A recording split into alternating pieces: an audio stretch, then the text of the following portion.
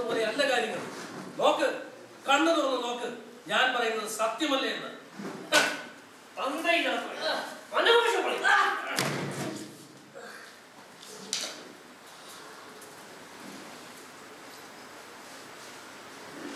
ഞാൻ എന്തനാവശ്യമാണ് പറഞ്ഞത്?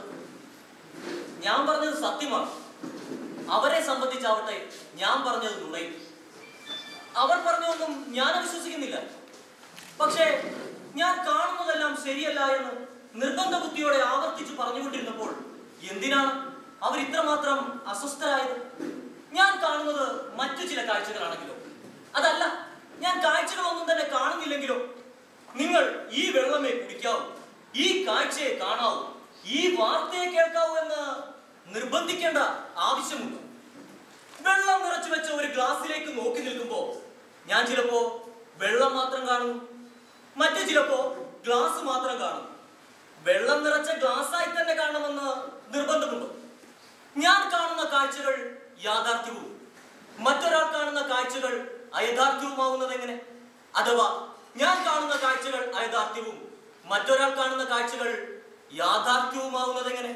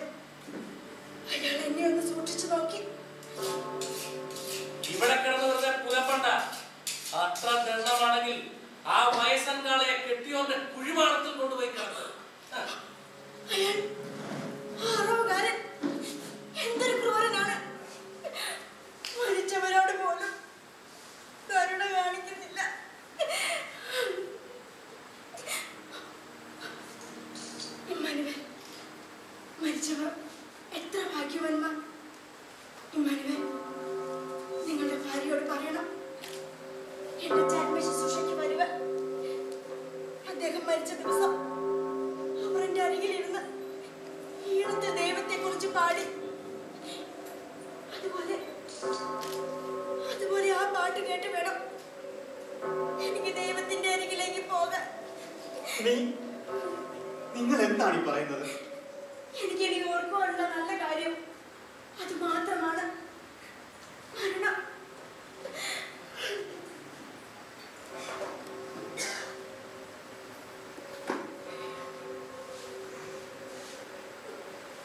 ഇത്രയേറെ സുന്ദരിയും ആരോഗ്യവതിയുമായ ഈ സ്ത്രീ എന്തിനാണ് ഇത്രയേറെ സങ്കടപ്പെടുന്നത്? ജീവിക്കുവാൻ ഇനി എത്രയോ വർഷങ്ങൾ അവർക്കതിന് ബാക്കിയുണ്ട്. എന്നാൽ അതൊന്നും ആലോചിക്കാതെ ആ പാവം മരണത്തെക്കുറിച്ച് മാത്രം ചിന്തിക്കുന്നു. ആ വൃദ്ധനായ ലേവി ഇത്രയും ചെറുപ്പക്കാരിയും സുന്ദരിയുമായ ഒരു സ്ത്രീയെ വിവാഹം കഴിച്ചത് എന്തിനാണ്?